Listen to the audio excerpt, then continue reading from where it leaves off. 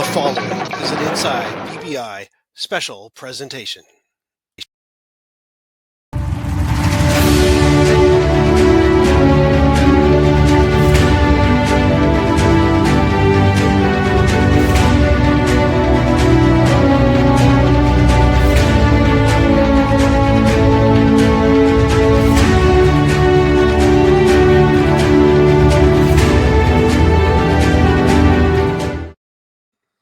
All right, well, welcome back to another edition of Inside BBI with John and Eric.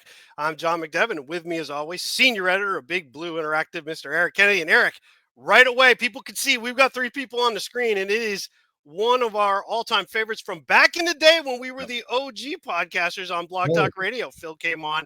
Mr. Phil Sims is joining us. Phil, first off, I don't know if you brought anything to drink. I did mention in the email that we do, so we introduce. I've got one. I know Eric's got a beer. We always just throw it out there. Oh, really? Feel free. Wow. Yeah, absolutely. Well, I have a glass of Franklin Lakes water. Nice. It's really potent, and it really makes me feel. Well, first, so obviously, thanks for joining us. And we had you on. Gosh, what year was that? 2009, I believe we did to 2009. And what's really funny is I remember I had contacted I think it was your publicist or rep at the time. And she was very adamant about, she's like, look, we don't have a lot of time, but Phil will give you. And I remember it to this day because of the fact that it's your number. She goes, I could give you like 11 minutes. I'm like, okay, that's fine. We'll do it. So we kept talking, and I kept saying to you, okay, I know you got to go. And you're like, nah, we're good. Keep going. You stayed on with us for 45 minutes. And that was well, I got to say this, 2009, you guys have really aged a lot since then. Drinking all that damn beer and having a good time. Indeed. I'm just kidding. And it's my assistant. She's, sometimes she's too perfect. I said, oh man, I'm really running tight, and she'll try to take care of things for me. She's been great. She's been working with me quite a few years, and I need her help. That's especially because she is great in this new world. You know what I mean? Whatever it is, she is absolutely the best. So she's been teaching me for about the last 10 years, but damn, I'm a slow learner. It's hard. But it's all good. Good talking to you guys and being on with you today. Oh, thank you. Yeah, and I know you've got your stuff, and what I think is really cool is you're doing it with your sons, and that's awesome. Let's start right there, and then we'll work backwards, real quick. Tell me a little bit about your podcast. And I think it's you do it mainly with Matt, some with Chris, correct? That's how that goes. No, it's always with Matt, and we have a few other people every once in a while, but yeah, it is fun. The one thing about people always say to me, when you guys are all together, what do y'all talk about? And I said, what the hell do you think we talk about? I mean, we dissect everything. I'm on the phone. I talked to both of my sons today. Matt was here because he walks over to a field near us and he trains a bunch of quarterbacks. And then Christopher, especially during the season, my oldest son, I would say we talk 2 to 3 times at least every week and kind of talk about what we saw and see if our opinions differ. And sometimes, they tell me things. I go, wow, that's really good. I'm going to use that. And I tell them things. They go, oh, I didn't know that. Oh, this is great. And so that's the great thing about having 2 kids really in the business who love what they're doing. I really, really respect their opinions on coaches, players, scheme, whatever. And we beat it up when we get a chance. That's for sure. Well, the nice thing about it is your sons have opinions. They have strong opinions. And they're not shy about voicing it, and that's refreshing. So if they've got something to say, they'll let you know, and it may not be the popular thing, but I respect that. So I actually enjoy it very much. Yeah, let me say this, Eric and John. It's people will fight back a little about sometimes what we say, and I just go, oh, should we lighten it up a little bit? No, because we're telling the truth. Yeah. It's not like, oh, I watched ESPN and got his QBR is, like I give a crap about your damn QBR. What the hell does that mean? Whatever. So, but I really do feel this way always. I work hard at my job. They work hard at theirs because I want to tell the truth, and I want to tell the truth for the players and the coaches. They deserve that. And then 2, to educate the fan. And, fan reaction is very like, oh, I got it. After one quarter of a game, you know how it goes. I'm that way too as a fan sometimes. So it's to help them understand and to really try to tell them the real truth and what it is they're watching. I hope it helps them. Right. Before obviously we move into career and current stuff and all that stuff, I want sticking with your sons for just a second. I know the Mannings are going to be kind of running into that in the next year or about where Arch goes, right? Like, and you got to wonder, like, okay, if you're one of the Mannings, do you want him to go to the Colts? Do you want him to go to the Giants, where they both have connections and there's such there?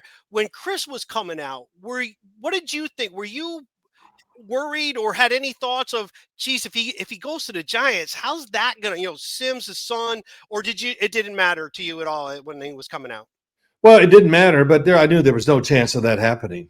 Zero. So I never even thought about it. And any more than, let me think about it. It's not going to happen. Okay, that's out of my head, and it's not going to happen. So yeah, just it's hard to manipulate the draft and teams, right, no matter who you are. Even with the Mannings, they can say whatever they want to these teams. And Bill Parcells always said something to me, Sims, when people like coaches and general managers, they ask your questions and your opinion, never give it to them, because they really don't care. And they got their own opinion. That's why they have these jobs. And I'm not going to say anything to change their minds, and I don't try to. I'm asked all the time, hey, what do you think about our guy?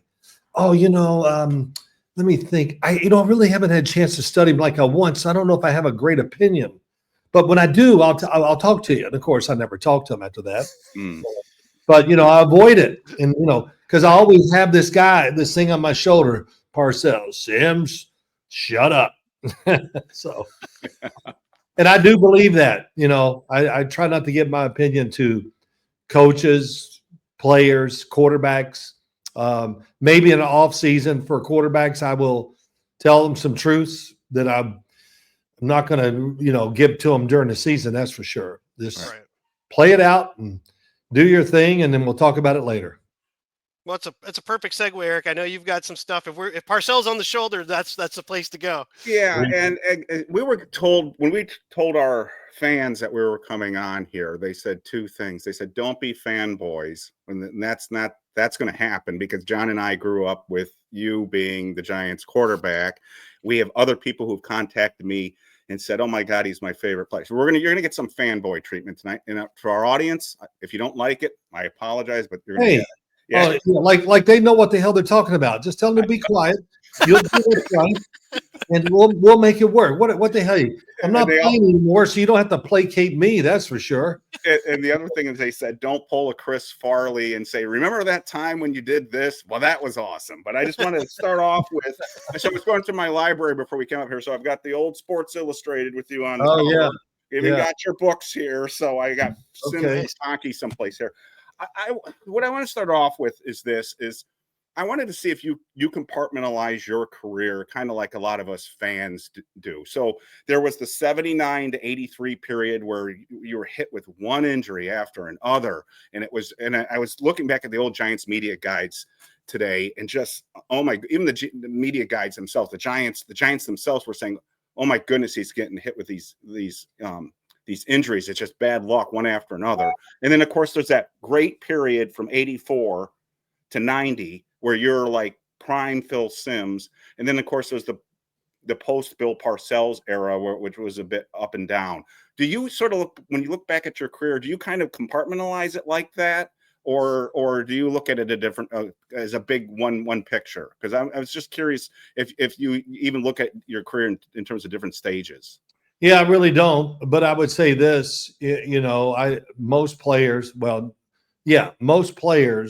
when we look back, we're disappointed. Mm-hmm. And, Tom Brady can't be.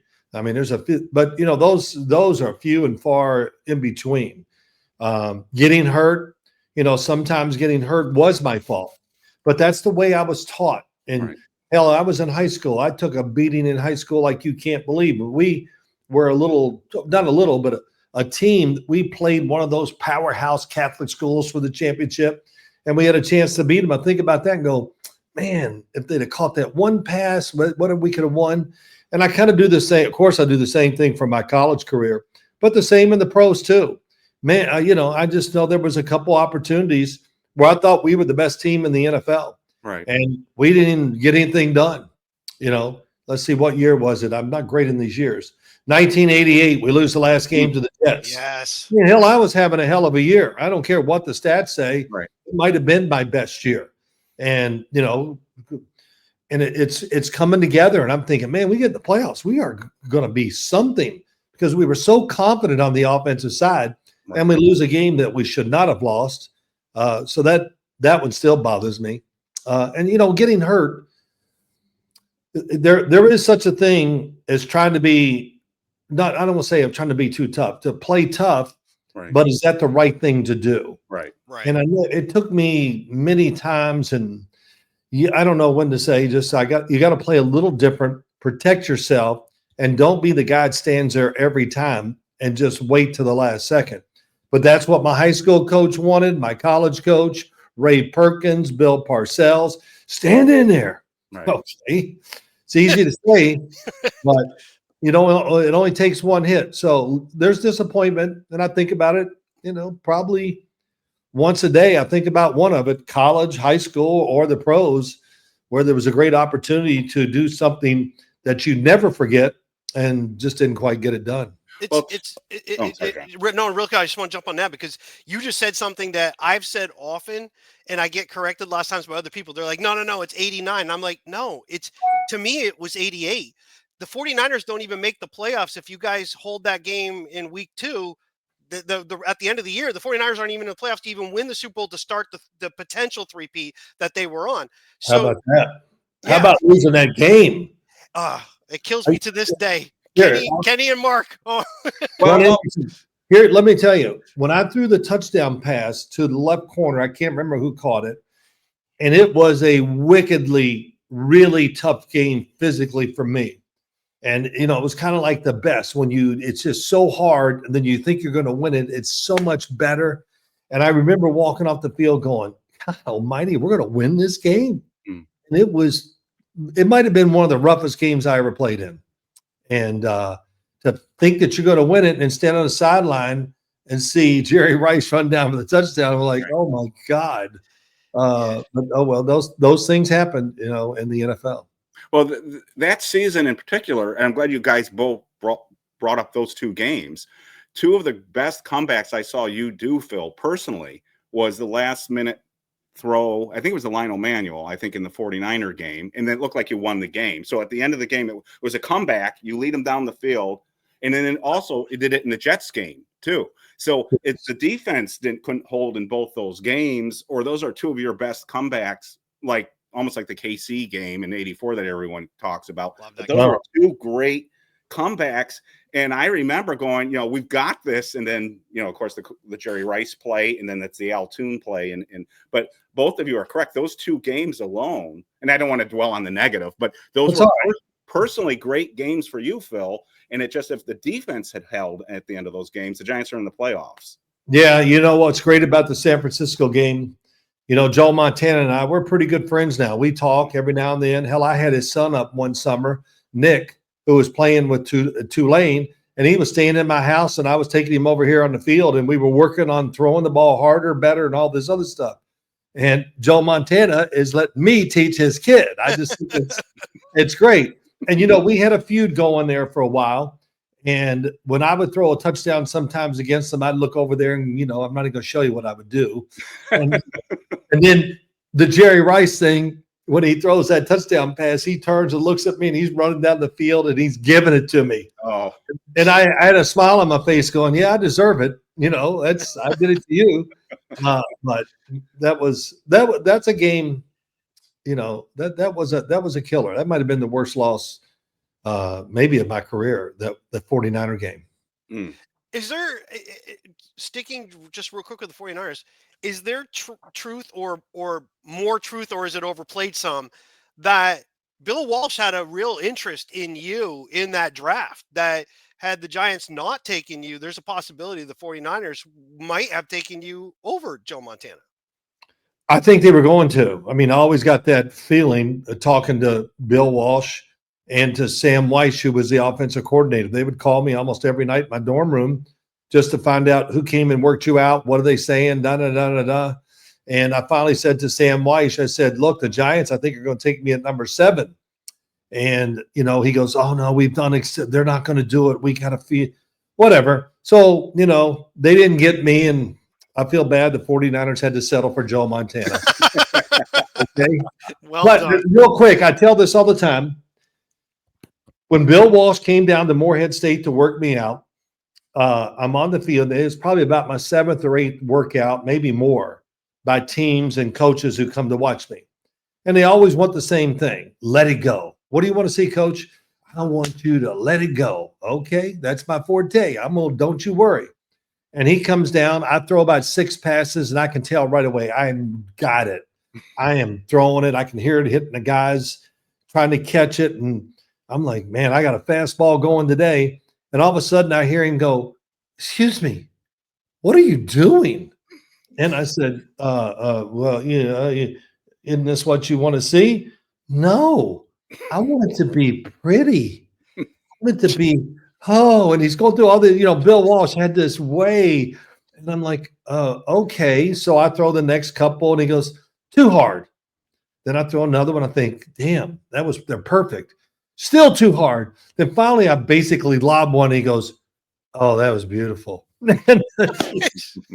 And, you know, here he was. You remember he'd always stand like this? Yeah. Yes.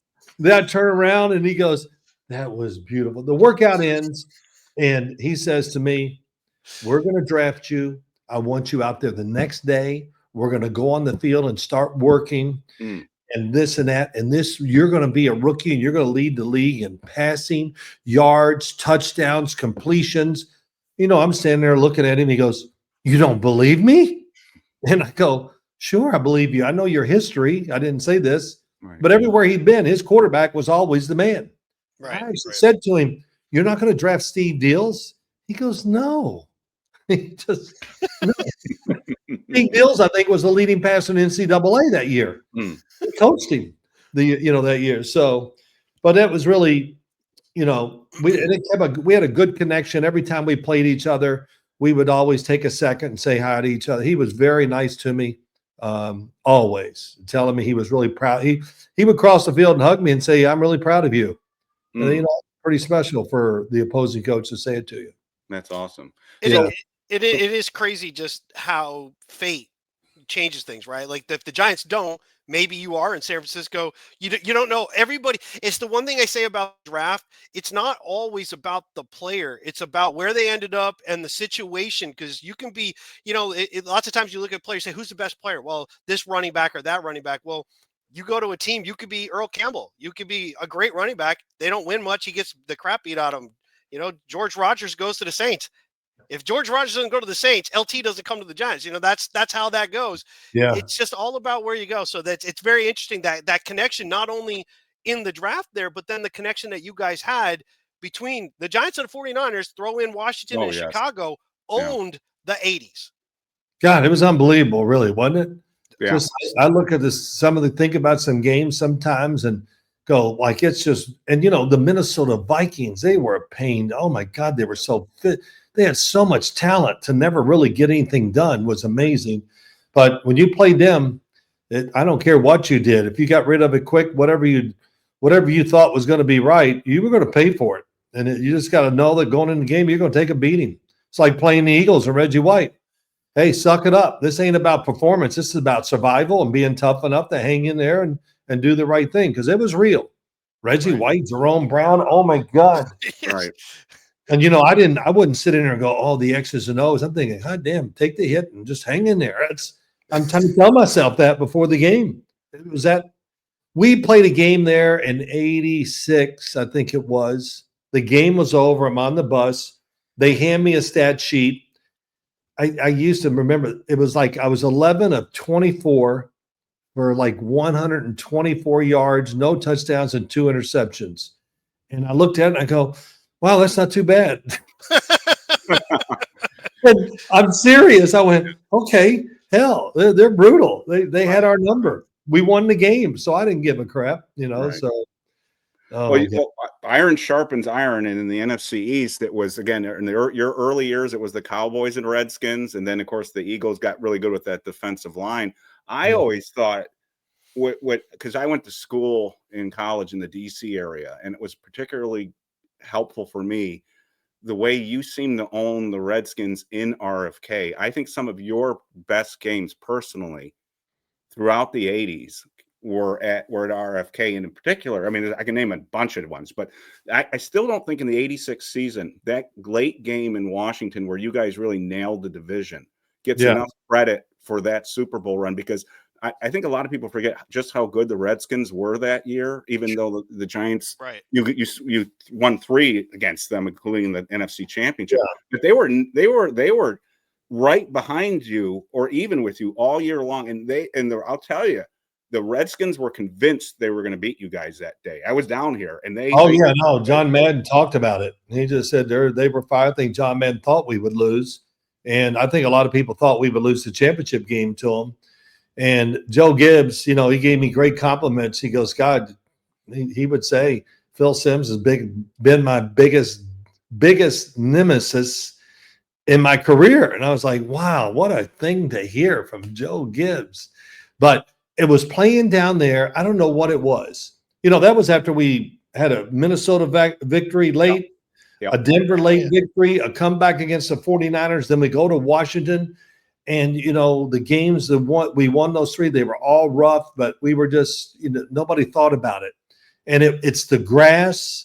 I don't know what the stadium. It stands going up and down. It was so loud. It's Dexter Manley, and it was really cool. And it was, and I really did. It was special playing there.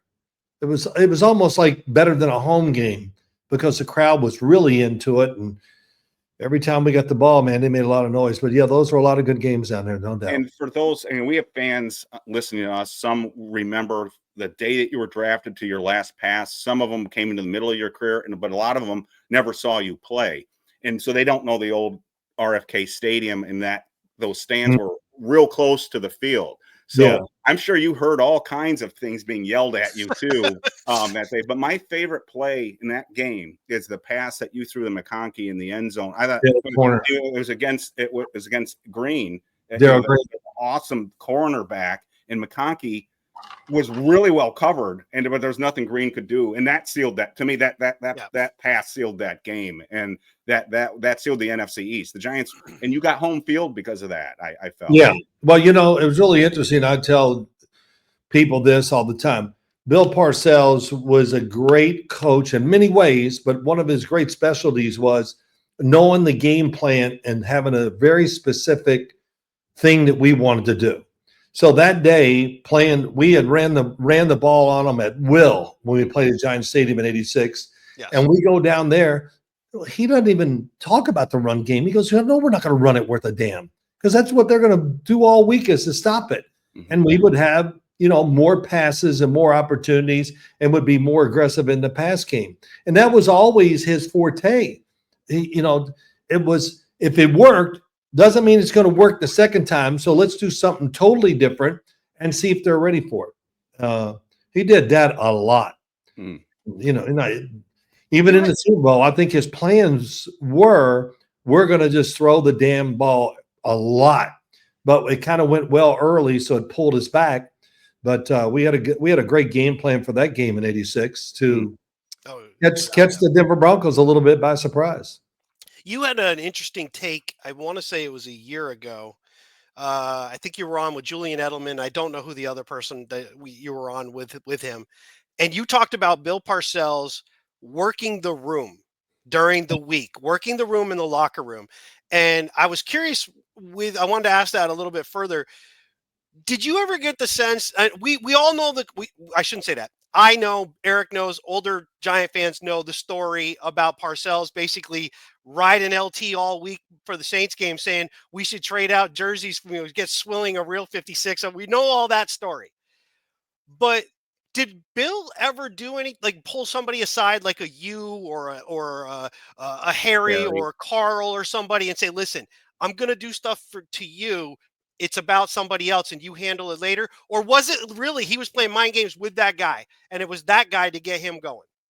Well, he would be honest with you, and when you were struggling, he would kind of like, you got to pick it up. You got to, come on. Or if it could be if you're really struggling, he would give you a little pep talk to make you feel good. All that.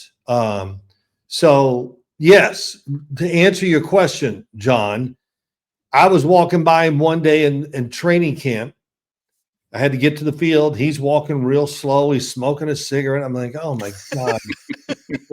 I start to walk around him. He goes, stop. Where are you going? Come here, Sims. I go, Coach, I got to get on the field. I only got like 30 seconds. We start this. He goes, get over here. You with me. We'll do whatever. So he gets there and it's he goes, I'm just so proud of you. You're leading the team. You're practicing well. You can't be any better. And by God, it's just awesome. And I'm sitting there going, damn, are you okay? And, that's what I'm thinking.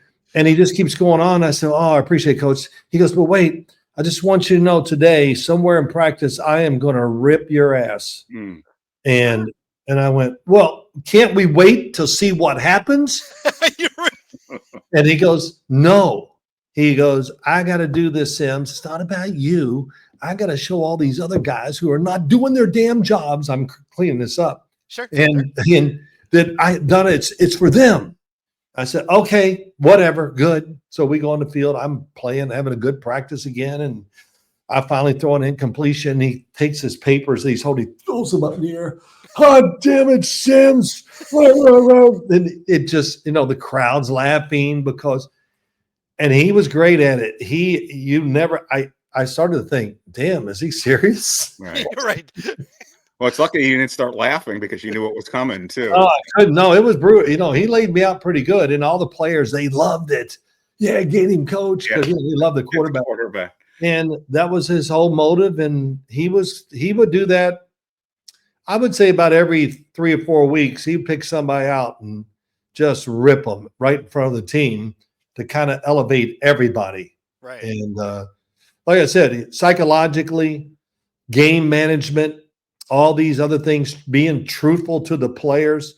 He was great that way in all aspects. I was trying to explain this to my wife earlier about what made Bill Parcells special. And every interview I see with you over the years, you seem to be the one player that I think correctly focuses on his ability as an untrained psychologist to know what buttons to push. Yeah. I always thought that was his brilliance, was he knew how to get under someone's skin. And it's interesting that you said it sounds like he knew when to pull back. Instead of using the vinegar, he used sugar. It sounds like he did that too. But but I think that made him as successful as he is. And you are the one player over the years, you keep coming back to that point that he just knew how to motivate players. Yeah, he did. I mean, sometimes he goes, Sims, you got to get better in those quick, short passes down on the 5 and yard line in. And Jeff Rutledge would be running the scout team, and he would throw one, whatever. And he'd go, Rut, can you teach Sims how to do this stuff? And Jeff Rutledge, he loved it. He loved it because he knew it was burning my ass. And, he was. So, and I said, shut up, Jeff. I don't want to hear it. Don't play along anymore. But yeah, he was, to him, practice was the most important thing in our life. And he never went out there. We never went through the motions in 8 years with him. It's real. And if it wasn't a good practice, oh my God, the next day, he was truly on fire, threatening people, being, Sam, how many passes you complete yesterday? I don't know. I'll tell you how many, not many. That's how many. I tossed and turned all night. My wife goes, "Oh, Bill, what's the matter?" He goes, "Oh, my damn quarterback can't complete a pass." It's just, damn. This was like at 7:30 in the morning. I heard all this. It was a different world because I remember. I'm positive Eric remembers. and you will certainly remember. You guys won the Super Bowl '86. You go into the preseason in '87, and things aren't going the greatest in preseason. I think Game 4, you were playing the Steelers. Game 4 is where you guys basically either you don't play at all, or it's kind of a dress for her for a couple plays, and then that's it.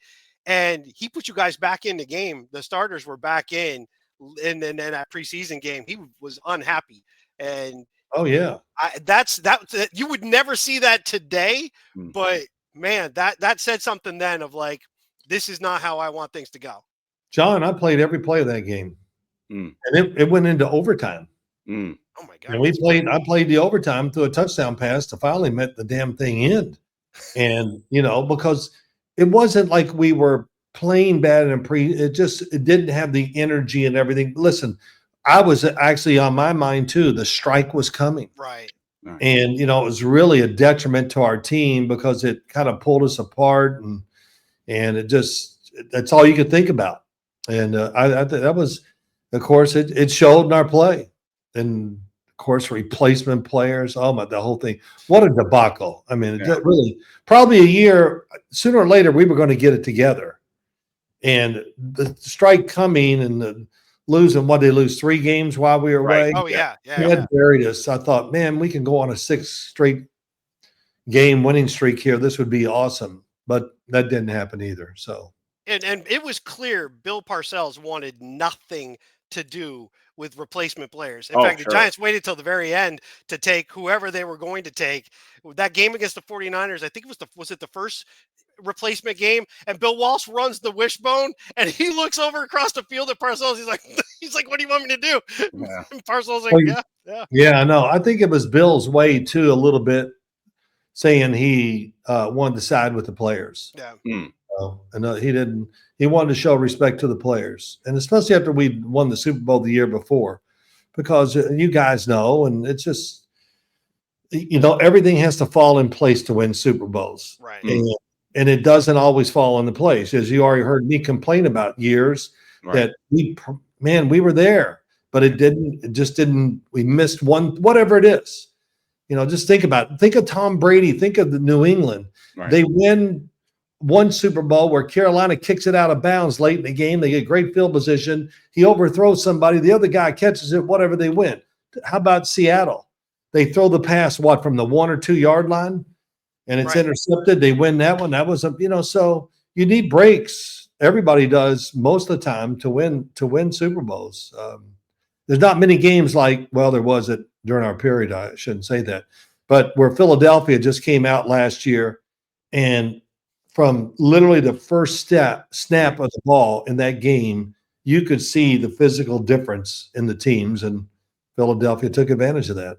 Right. Real quick, so we don't just focus fully on Bill Parcells. Yeah. Everybody likes to categorize a guy. He's either this or he's a coach that does a demanding coach, or he's a player's coach. Right. Bill Parcells is kind of a weirdly crosses both lines of those things. The players, most of them, he was a beloved coach by many of the guys who were core members of the core team. members. Yeah. They Parcells was, I mean, Ricky Shaw probably wouldn't say that, but the rest of the players, they Parcells straddled the line. Do you agree that he was both? He was a player's coach, but he was, also the authoritative guy?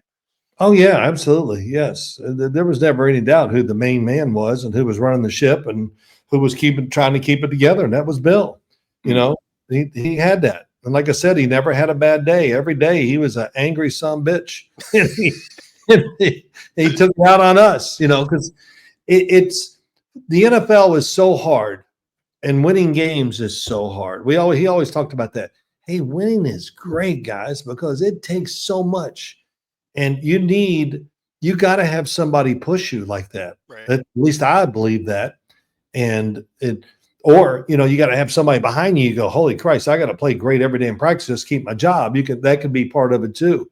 But that's why preparation is how you win the game. You don't get a pregame speech. You go, yeah, go coach, and all that. When you run out of the tunnel and on the field, that thing's over. I love that. Do you get it, Jenny? Get any, what do you call it? Motivational talks? Well, the first meeting of the day, the motivation was if you don't play better, whatever, this and that, he was threatening on taking jobs and whatever. Right. He didn't get in the locker room to do it. The only time he ever showed a little emotion at halftime was the halftime when we were down 17-0, I think. No, 17-3 to the San Francisco 49ers. 17-0. You were blanked. Yeah. Yep, you were blanked. Yep. So it was 17-0. Yeah. So going to the locker room, for some reason, I was like one of the first guys in, which I never am. And he was already standing there and he goes, Sims, damn, how many field goals we missed? I said 2. He goes, come on, we're there. And then the team comes in and goes, guys, we got to end this right now. This team, whatever, let's, and it was really probably the only kind of what I would say motivational speech he gave in my 8 years with him. And it worked, but usually he was just like, hey, do this, do that. We got 30 minutes, by God, let's go. And that would be it. That would be his whole speech. But yeah, that was one, especially as it turned out early in the third quarter, we turned the tide on him and all that. That was about as emotional as I ever saw him at halftime. Well, quick question too, because like John said, we don't want to make this all about Bill Parcells, but there's a great NFL Films production, America's Game, where you and LT are, focal points. Yeah. And you talk about in the beginning of the tape, it's when in '83 that Parcells decides to go with Brunner over you. And you talk about you walk into the office, you barely sat down, and he tells you, and you've got a big problem with it. John and I and Larry Schmidt, who's our resident historian, and Matt, who does the Big Blue VCR, who I think you follow him. He's on Twitter. He's the one who does all the old Giants stuff.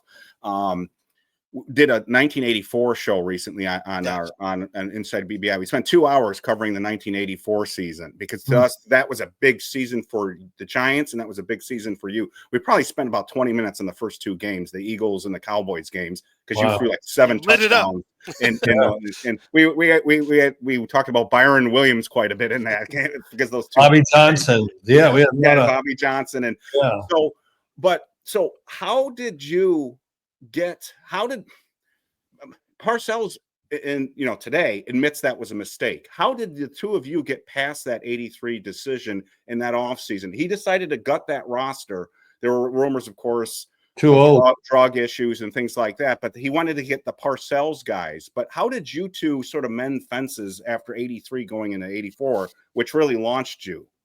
Well, in 83, all during training camp and everything, I knew I was not going to win the starting job. I just, to tell you why, I'm not going to say, but I knew. And there were a lot of coaches, maybe all of them, except one, who were definitely in my corner. And at least that's the perception they were given to me. But there was no way. There's just little things, if you're around, I kind of can see something that's brewing. It's easy to figure out. And I knew. I just go, man, there's nothing I can do to overtake this and make it happen. And when he told me, he's going with Scott, I said, okay, I want you to trade me. He goes, you want to be traded? I said, yes, you damn right I want to be traded because I've seen enough. But I don't know who stopped it. I would think Tamara's and George Young stopped that thought. But, hey, I don't know. I think when the season was over, probably another thing, I was fortunate that year to get hurt because the team fell apart. And if I'd have played that whole year and it fell apart, it probably would have been to my career there too. So, and then when the season was over, it wasn't long after I'm down there working out in the stadium and he goes, Sims, listen, we're going to do this my way this year. And, he's kind of telling me too, you're the guy, no matter what happens, you're going to be the quarterback, no matter what you do, whatever. So that was out of the way. But he says, we're going to do it my way. Because just think about that.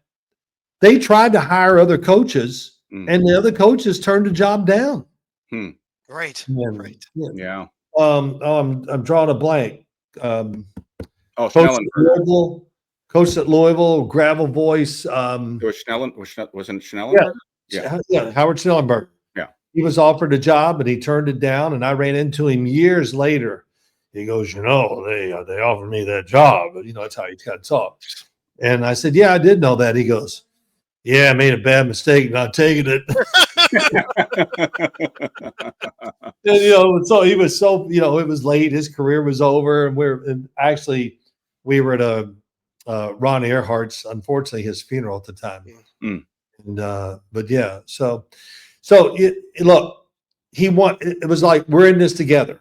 That was what was great. We were in it together. We both knew our careers were on the line, and it's either going to work or we're both leaving. And it did work. It was a rough season. We weren't good enough to just go out and win games after games. We had to really play well in certain spots against certain teams to get a chance to win, and we did win some of those. So very, very gratifying year in '84. Well, it was a fun season for fans, and what a lot of fans don't remember is that Giants team didn't run the ball very well. They really had to rely on you and a bunch of no-name wide receivers that sort of came out of nowhere. And of course, the defense was the defense, but your 4,000 yards for a Giants quarterback at the time, that was unheard of. Quick follow-up question.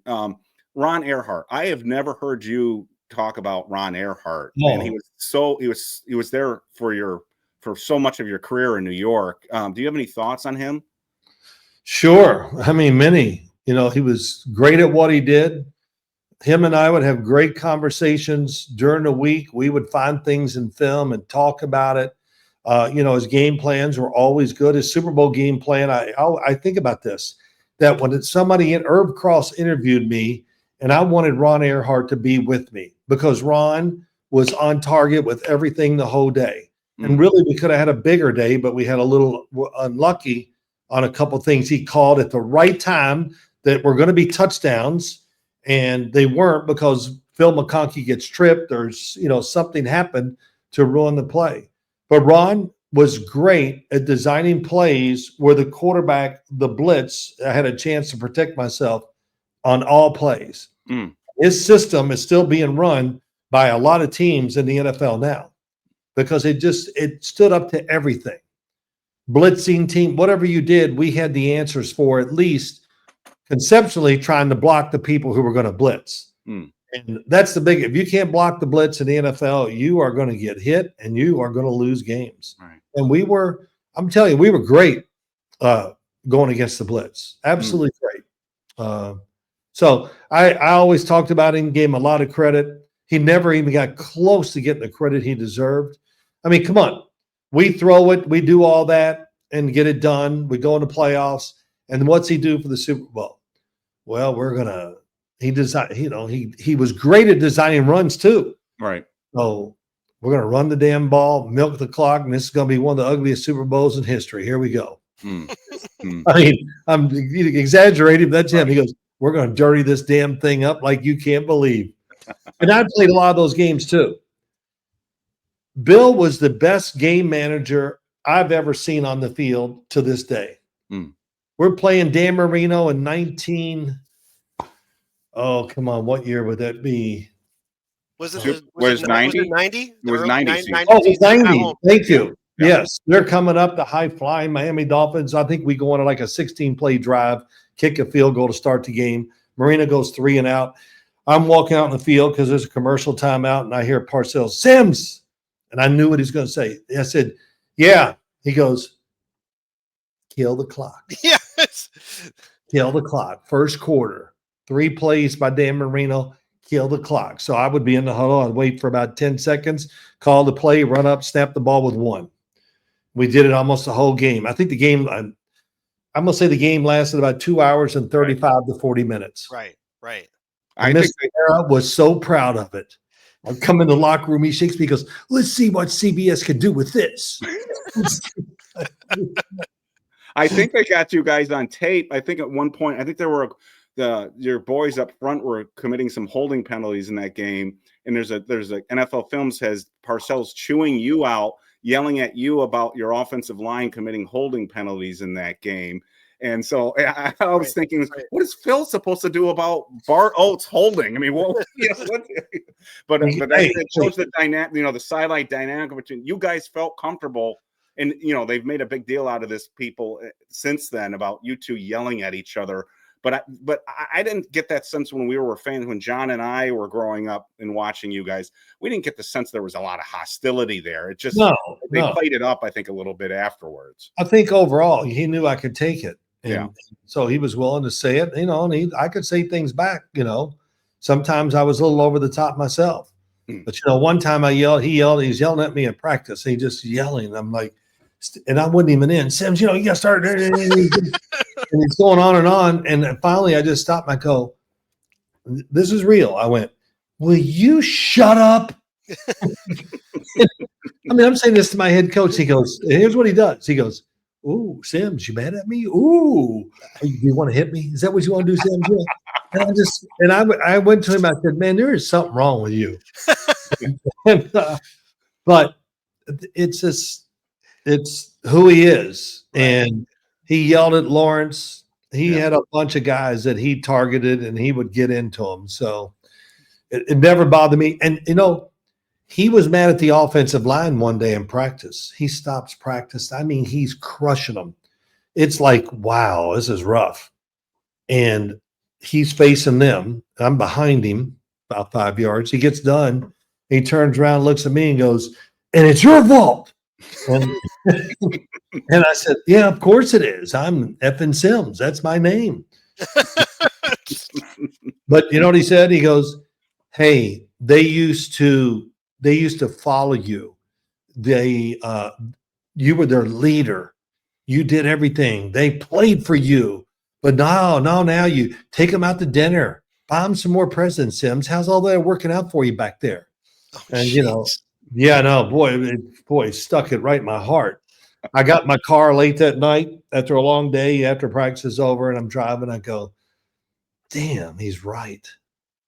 It was my job to lead the offensive line. That's what I always thought that. I was taught that in high school. And Bart Oates, he was the man. I would go to Bart, BYU, religious, great guy, great player. And I would curse him out. And he goes, what's not my guy, Phil? I go, Bart, I don't care. Fix it. And, and he would just go, okay, I'll fix it. And you developed, you were known to have developed kind of that, like the defense had their kind of bond and the way they play the coaching pieces together. They had that piece together. You developed where it became very popular to talk about that you were lifting weights with these guys. You were doing the work with these guys. They saw you putting the work in. Instead of, let's be honest, there's a lot of quarterbacks in the league that are kind of known. They're more the pretty boy quarterback. They get the praise. You were the lifting the weights guy. You were the blue collar guy that then led those guys. Did some of that really come through? Like where you were able to establish kind of that piece, not just you were tough on the field, but you were tough off the field. Yeah. I mean, I think it was a great, Joe Morris talked about it. I never did. He talked about it, how we talked, and he says, look, we got to do this and bond with the offensive line because that's what it was. And that's how it's going to make us better. And it was true. We would all work out together. And I, of course, wasn't lifting the weights they were, but it was just part of that. Look, I'm part of them. And it's great. I always thought working out, just great unity. Everybody's having a little fun. Like if we had to do an exercise that said, they wanted to do 40 sit-ups. Well, sometimes one of my linemen be over there doing the sit-ups. I'd count them and go, oh, he did like 34 instead of 40. And I'd go to Johnny Parker, our coach. I said, Coach Parker. He'd go, yeah, Phil. I said, I forgot. What are we supposed to do doing sit-ups? Is it 40 or 34 or something like that? So I would rat them out. And they go, oh, man, but that was the whole fun of it, just being young and having fun. And yeah, and that's the other thing. I literally was part of 2 offensive lines in my career. Yeah. That one, as Pat Summerall would say, well, and once again, same starting lineup, the offensive line, Yeah. And I think that year, I don't know. It seemed like my old line in '86 played every single snap that I was in there. Right. I don't think they probably didn't, but nobody got hurt as far as I remember. Yeah, I don't remember it either. I'm sure someone will come up with something, but no, I don't remember. The five started, I think, every game. Suburbanites. That's right. That's right. And of course, again, we were talking about it earlier. The Redskin game. Brad Benson got player of the week, Offensive I think, player for of the the first time ever when he shut down Dexter Manley in that game. So, well, that was some battle, wasn't it? Yeah, it really was. It was a battle, and it's Brad. Yeah, that game down there. Well, really, all three of the games we played from that year. Brad was great against Dexter Manley, and Dexter Manley was, man, he was tearing it up that year. He was tearing it up, but not against us. Because, I think they always confuse a little when you got teams like that where we would have games we'd run the ball on them so well. Right. Well, that would stop the pass rush the next game. So we were fortunate they were so good that, we could change our game plans, and the defense took them a while before they could figure it out too. You mentioned the two different offensive lines, so I actually want to just ask that. So 88 was really – 87 was kind of thrown about. 88, you draft the two guys, Moore first and then Elliott second. They get kind of mixed in. I always go back to, and a lot of people forget, like some Giants fans who weren't really around enough to watch then, they see later the highlights, or they know a little bit of 90 and they see the offensive line. They forget that Jumbo's first game at offensive tackle was right tackle against the Cowboys, where Ed Too Tall Jones just ate him up. If I remember correctly, Elliott threw up before going on the field when he was going to start, and he absolutely got torched to ultimately become the starting left tackle by the end of that season. William Roberts, another guy who had bounced around. He was a tackle, he's a guard, he's neither, he's a backup. He goes next to Elliott. They form that side, but the other one, and I'm asking you this part, I want you to confirm or deny the truth to this rumor that I've heard. That LT actually said something to Parcells one day about Riesenberg should be the playing right tackle. Is that a true story? I don't know if it's true or not, but it sounds like something that would happen. And, if LT was having a little trouble sometimes in practice against Doug Riesenberg, then he's going to tell coach, and of course it's Lawrence Taylor. I mean, he needs a good pass blocker when he sees it. So Doug Riesenberg was such a nice dude. He was a really good player. And Jumbo Elliott, he was the ultimate team player. He loved the quarterback. He loved his job. When we played the Dallas Cowboys in overtime in 1993, he was laying on the ground, his back. They go to me, Jumbo's out. Just want you to know, because he's your left. Okay. So I went over and I go, he's laying on the ground. Oh, he's moaning. I'm not exaggerating any of this. I go, how you doing, big guy? Oh, couldn't even talk. I said, man, I'm going to tell you something, big guy. We need you. We can't win this game if you don't go in. And he rolls over and, and making noise. And he goes in and plays. Wow. And it wasn't much. It was just one drive. Right. Which we got screwed on. But you did. Absolutely. Yeah. It was terrible. It was really terrible. But that's Jumbo. He was such a man. He was a man's man. Didn't complain, just worked. But am I right in saying he was our first 300-pounder? I think so. I believe so. Roberts was close. Roberts, I think, was 285, 290 when he was drafted. I don't know how big he got later, but it's stunning when you look back at, again, early in your career, how small the offensive line were when there were 260, and now 310, 320 is commonplace. It's just 350. 350 is not 350. Oh, okay, that looks pretty good. I just wanted to bring something up that you mentioned earlier briefly, and we had Carl Banks on a couple of weeks ago. We had a really good show with him, and to me the highlight, other than the Super Bowl, you both of you had an awesome Super Bowl 21, was the 49er game where he had a clinic on the 49er offense, and I showed clips of that throughout our show. When I went back and looked at that game really stood out to me too. For you, towards the end of the third quarter, your stat line was 9 of 19 with 4 touchdowns. So half the throws you threw were touchdowns. But what stood out to me, and this was a trademark for those who are watching this who didn't see Phil play, and this is what Phil was talking about earlier when he said sometimes he was a little too tough, and that's where the injuries. Phil would constantly wait to the last minute to throw and stand in the pocket and throw the football. And there were 2 touchdowns in that game where you didn't see the completion. You were knocked on your ass, and one of them pretty good. It took you a bit to get up. But I had a concussion. Yeah. Oh, you did? Oh, you had a concussion? I blacked out for a second. I mean, wow. You know, we didn't pick it up. I get hit right in the face by a couple of them. I go to the ground. They're smashing me, and my helmet hits the ground. I was like, oh, I was worried about the pass because I didn't know if I could get it there. And I get up. I don't really know what's going on. And I said, what happened? And Jim Burt, and I forgot who the other one was. Jim there. Burt did come out. Yeah, you're correct. Yeah. He goes, it's a touchdown. I said, really? I do it. Did I throw it? And did I throw it? And well, you came back in and kept playing and threw more touchdown passes after. Yeah, no. Let me tell you what, though, that was a brutal ass game. I got crushed in that game. Yeah, I mean, you did. Yeah, because they were talking about, and I expected it. They were talking about how when I had time against the Mountain, you know, the Sunday night game or Monday night game, yes, San Francisco, we can't give him time. So they blitzed me more. They were, you know, they were on fire trying to get there, and they did a good job, but. You know, fortunately, we just were able to get rid of it. And probably the other one, I threw basically a Joe Cap jump pass to Phil McConkey for a touchdown. Yeah, I remember that. Nice. I was digging deep with the Joe Cap reference. All right. Yeah, oh yeah, Joe Cap, baby. Hey, they don't come any tougher than Joe Cap. I know that. I just looked at that play about an hour before we came on. Right. And I called my wife into the room. Again, I'm trying to bring her up to speed on Giants history. And I said, you want to know the difference between Eli Manning and Phil Simms in terms of reaction?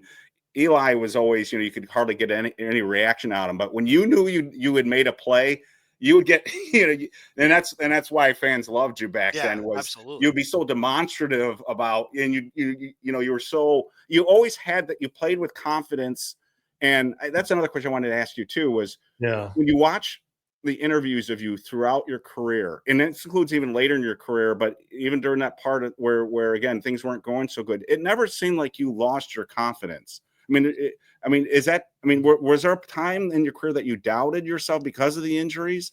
It didn't come across if you did. No, I don't think so. I really can't remember all my thoughts all the time. But you know, listen, I'm doing what I dreamed of doing from a little boy to then. You know, Vinny Destrini asked me that once after I broke my thumb against the Eagles badly in '83. I mean, man, all I saw, you know, it tore my thumb basically almost off. Jeez.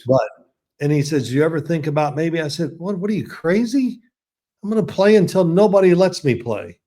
And, you know, it's what was I going to do? Quit football and do what?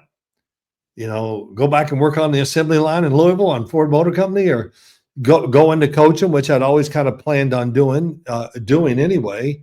But yeah, it's I think when you're, especially quarterbacks, I don't know, I would have kept playing if the Giants didn't let me go. I really thought I would play 2 more years, and I had many chances. And pay wise, I had teams that were going to pay me more than the Giants ever paid me. Right. And I was pretty excited about it and thinking, and I'd say to my wife, she goes, "Oh, I'm happy for you. We'll visit you on weekends." Yeah. You know, yeah, I know. So that I was like, well, that's not going to work. I'm not going to go sit in some damn hot hotel by myself every night. You know, I saw that with players with us through the years. Those players always had problems, and they were always problems with themselves, with their family. It just doesn't work that way. So, do you mind? And you can say, I you know, it's old news. I don't really want to answer it. I'm curious because I don't know if it was ever fully stated. Did George Young, did the Maras want you to come back, and it was Dan Reeves that didn't? Is that, or just kind of everybody thought it was time to move forward? Well, we had a first string quarterback behind me and Dave Brown. Right. Great, sort of. Great dude. Yeah, I know, but he was a great dude. I got yes. Yeah, but it was the first year of the salary cap coming. Right. And no, Dan Reeves definitely did not want me to leave. Oh, he was a huge fan of me. And I'll meet you there. And my wife's going, okay, I'll be over there.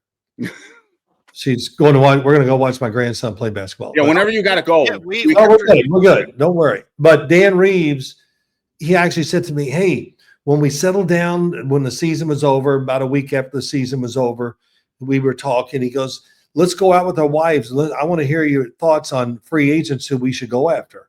And I'm thinking, wow, coach asking me about free agents. I was like, this is unbelievable. Right. But it didn't work out that way. So it wasn't his decision. Okay. I maybe when I write a book or do something, I'll tell the whole truth, how it all went down. But I had no clue that it was coming.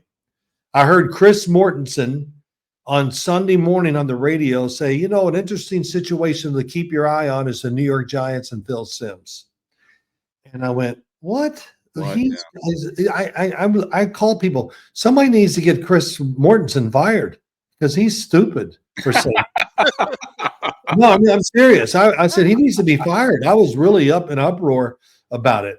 And also, well, we know how it worked out. And Chris Mortensen and I became very, very good friends after that, all the way up to when he passed away. So, yeah, it was a tough day. Caught me by surprise completely. I came home, told my wife, I said, I got some really bad news. And she goes, oh, did somebody die? And I remember laughing. No, it's worse than that. Yeah. And she was shocked, just like me. So, but it worked out. It is what it is, and life goes on. Well, I don't know. It worked out for the Giants. I don't think it worked out for the. So it came across. Well, I would have loved one more year. I would have loved one more year with Dan Reeves. I really would, because I knew him better, and we really connected greatly. And I know he trusted me, and I could even put more of my thoughts into what I perceived what we could do to him. And he would listen and change things during the year. If I said something, he goes, you really believe that? And I said, yes, I do. And he would give it to me. So that was something new for me. And 93 was arguably one of your finest seasons easily. It was a good year. Yeah. I was proud. I was probably as proud of that team as I was the 86 Super Bowl team, because I think we were picked to come in last in our division. Yes. Nobody had us for anything. And nobody complained the whole year. Everybody just worked. The coaching staff we had a good coaching staff under Dan Reeves. And it just was amazing how it clicked. And when it was over and we lost in overtime to the Dallas Cowboys, I knew our season was over. We had to win that game, have home field advantage, all that stuff. And I remember sitting in the locker room with Bart Oates. It's gone. We're the only people there, maybe a few players and walking around. And Bart says, well, man, I said, Bart, I got to tell you, after a loss, this is the happiest I've ever been, because we did everything we could. I said, we had the Dallas Cowboys on the ropes. And that was a great Dallas team. Yeah, great team. And I mean, we couldn't have done anything in the whole year better than we did. It was just so satisfying in that way. And he agreed. He just goes, yeah, it was a great year. Was that the year that Mike Sherrard broke his hip too? Yes. Yes. Oh my God. Yes. Yeah. Washington. Okay. No, that was against Eagles. Was it the Eagles? Or no? Was it? It was early. He was off to such a hot start. Oh. You were lighting it up with him. I don't think you ever had a receiver like him until you had him, right? I mean, when he was in his prime. I remember in Washington that year. We're down there. Yeah. Yeah. And he runs like across the middle or down the middle and breaks it out. And I throw it. And I said, oh God, I overthrew that 20 yards. And then I looked down the field and he just catches it, runs for a touchdown. I went, oh my God, this is different. It was different. And of course he got hurt. And with the thought of what could have been, like with a Mike Sherrard, what about just your thoughts on Odessa Turner, who a couple of times when you played Washington, you two, he came in, you were coming up. Mark Ingram had been injured the week before. I think he separated his shoulder. He was out. Baker was not exactly Parcells' favorite player yet. He's a little bit smaller. We know how Parcells feels about smaller guys. So Odessa was getting his chance, and he had like 8 for 109 and a touchdown. And then he hurts his knee in a corner. And there was another game against Washington where, again, he put up really good numbers. And thoughts on just some of the guys, and even Mark Bavaro, what his ultimate career might have been if they just had not gotten hurt. Odessa Turner, every offseason, I would go on the field, throw with him, and I go, hell, he's an all-pro looking guy. This guy's got it. But, he never got lucky. He didn't stay healthy. He did have knee problems, but man, big, tall, great shape, could run, and hit the window to throw it to him is just throw it. Because he was like, that man, he could catch anything. And it just never got to the point where he was just such an integral part of our offense, and mainly just because of injury.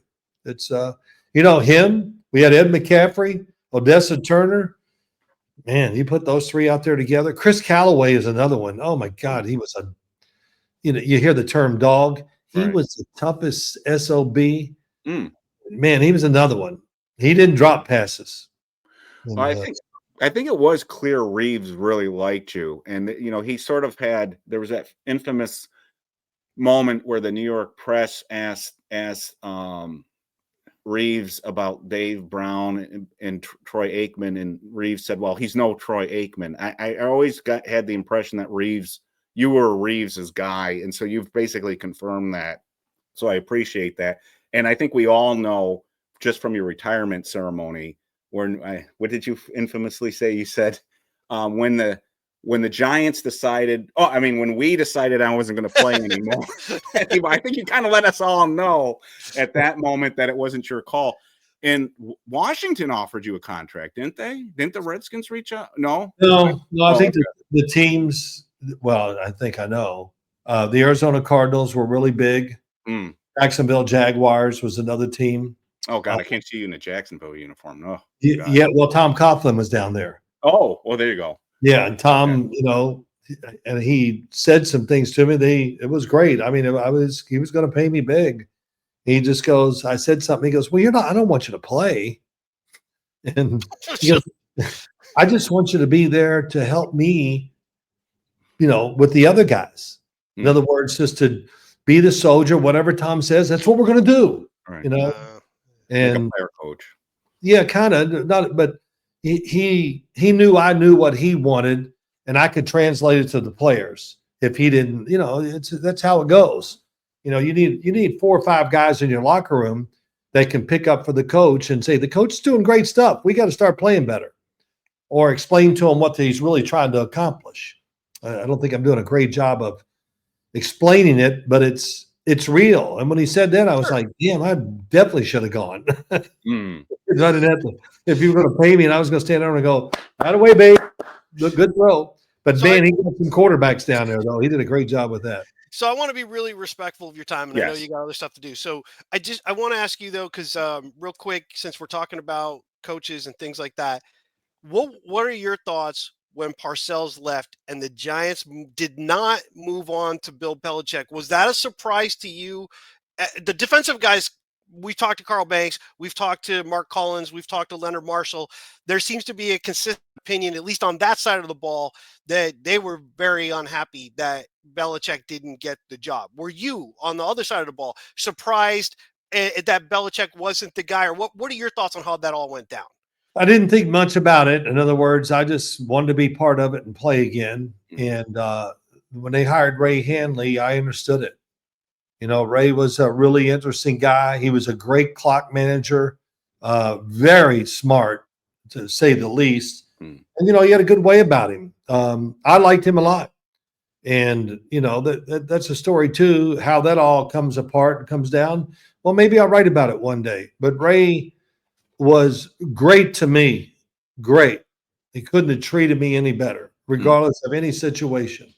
And he was another one where, especially when I started playing, that he would listen to my opinions. And I wasn't very opinionated. I let the coaches do the coaching. I'm worried more about myself, see if I can hold my end of the bargain up. But yeah, he was Ray got a bad rap up here. I felt bad for him. And I remember years later, I went out to Lake Tahoe to play in that golf tournament and whatever. And I had dinner with him, and, he wasn't really bitter. He just a good guy. I liked him a lot as a head coach. He was the opposite of Bill Parcells. Right. He didn't yell at us. Everything was pretty calm. We didn't repeat plays over and over and that kind of stuff. He managed the game. He managed the football team a lot different. And it was a turnover that was against him too, of players. Right. I think his biggest travesty was his choice of shirts. They were not attractive shirts that first game of the season.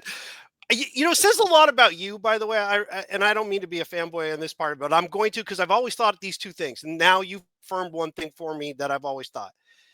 Eric asked you earlier, how did you overcome Bill Parcells first picking Scott Brunner and establish that relationship? You just talked about Ray Handley, who started off his season as a head coach with Jeff Hostetler as the quarterback over you. Yet you maintain both of relationships with both those guys. You're very complimentary of both those guys. That says a lot about you as a player and what the organization, the New York Giants, meant to you. That's a testament to who you are. I've always felt, and I will be totally brutally honest, I've always been an unbelievably LT fan. When he came in, I knew one of my daughters is named Lexi Taylor for a reason. LT.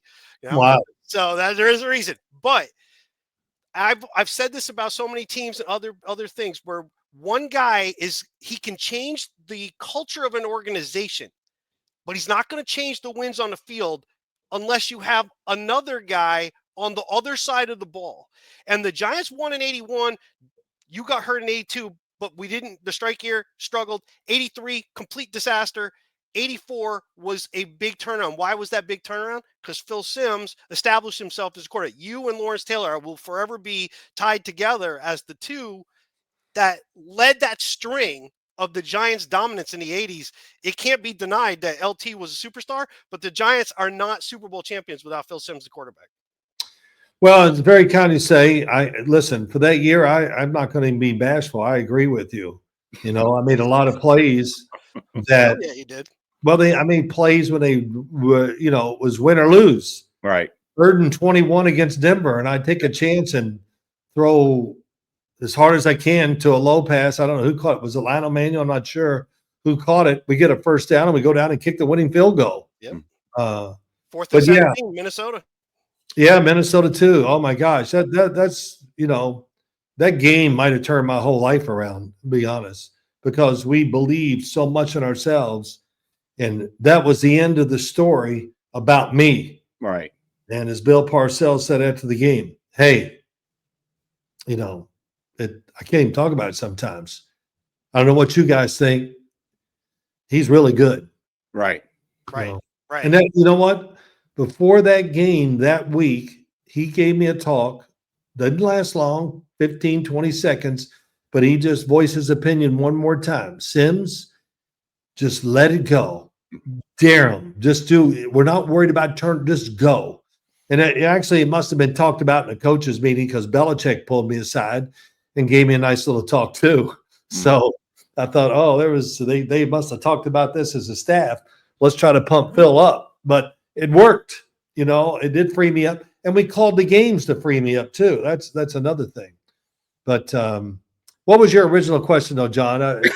Yeah, no, actually, it was more me wanting to give that statement to you. Is it's a testament first for you. I mean, the way you dealt with the coaches who made other choices at the start of their almost trying to put their stamp on. Here's my guy, and I get it to a degree in 83 slightly, or because again, you were coming off a knee injury, but the difference is they didn't bring a young number one guy in. It was the guy who was backing you up. So I'll never agree with that. Well, I remember Phil teased us that he's going to write a book about the reason why. So there is Phil knows the answer. He's just not going to tell us. We got. There's a lot to those stories, and I don't know. I'll probably take them to my grave. I always say, I'm going to write a book, and if I do, there'll be 2 chapters on Lawrence, because people always say, I always thought that him and I were really good friends and close, but we never hung out together. One night he's walking out of the locker room and, his outfit, and it's during the middle of the week.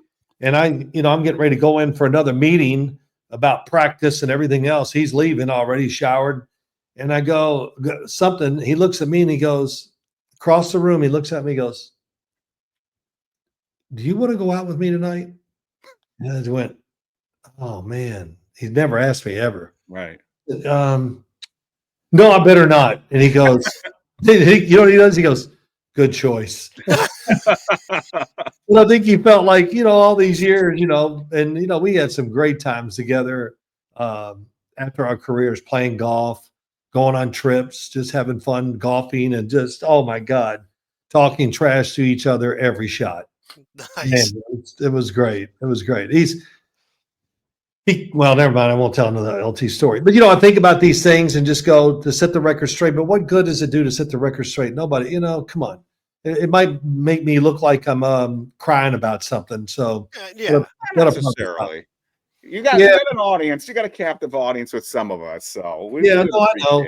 But they'll just, I'll probably always let it go. But I would like to write a book just to give some of these things that we're talking about. How teams, think back. I played 13 years with Lawrence Taylor. Yeah. 13.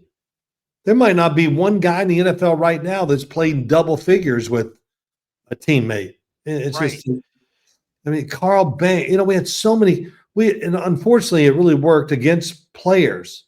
And you're such fans, or so much about the team, but think about our linebacking core. Right. Oh, yeah. Andy Hedden. Oh my God. Right. Mm-hmm. He's a superstar, but he couldn't even start for us. Yeah. And Byron Hunt. Yeah. Robbie Jones. Robbie Jones. Yeah. Came in there. Oh my gosh. I didn't have to do it, but just think what the offensive line and all them are thinking every day of practice. Yeah. Mark Brevard almost getting a fight every day because all these linebackers and people, they're mad as hell because they want to start. And they'll never start as long as we got that group in front of them. So in practice, they would it was a game. It was brutal. Thank God it was a quarterback and they couldn't hit me.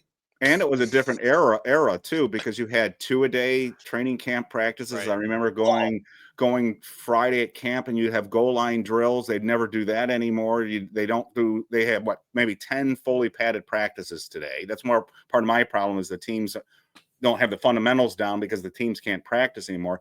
But if you look back at your old teams, your coaching staffs weren't even that large. Correct me if I'm wrong. You didn't have a quarterbacks coach until Jim Fossil in 91, right? He was the coordinator, Jim Fossil.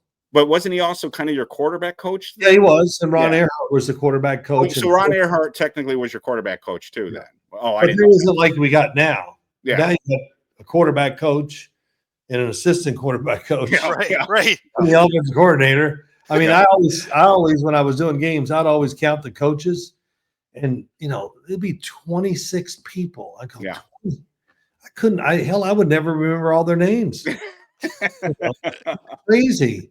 And it's all it's going to do is keep growing because the business is so complicated, and you got analytics. They want to know everything. You just can't leave anything, no rock unturned, or whatever they say. And that's kind of what it is. And the movement of the players. I was sitting here today in my office, this Los Angeles Chargers. Oh my God, that's right. They drafted the kid from North Carolina. I forgot. Oh God, shoot. Look at the old line. I'm trying to learn because it's so every roster is new. Right. Yeah.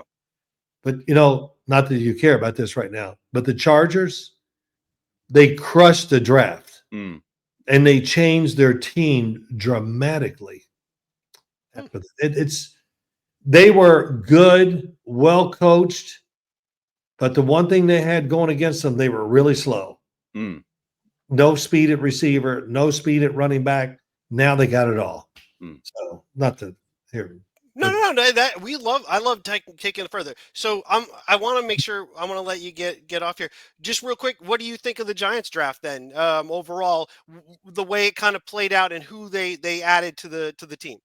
I think the last 2 years they've got home runs because they got Hall of Fame potential in Malik Neighbors and Abdul Carter.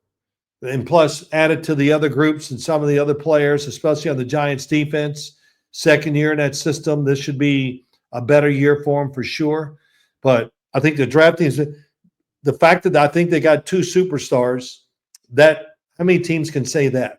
Right. I mean, Abdul Carter he's a wide receiver speed or a running back who's playing defensive end or outside, whatever you want to call it, outside linebacker. I'll be shocked once he gets a hang of NFL football, knowing that now he's really facing great dudes. And he might not have the freedom he had at Penn State, but I'll be shocked if he doesn't have a really good year. I think the Giants, when you lose, you think about it the whole offseason. You're determined. You got a lot of stuff going for you. The general manager and the coach, they're all in. And games where they had a chance to win last year, they never could make the play. I feel confident this year the players are better, and they'll be able to make some of those plays to win close games. I think it's going to be a fun watch. And I know we're doing a giant thing here, but I think the Jets are a team you got to watch. You got to look at them and see. It looks like I think they can be really good too. I do.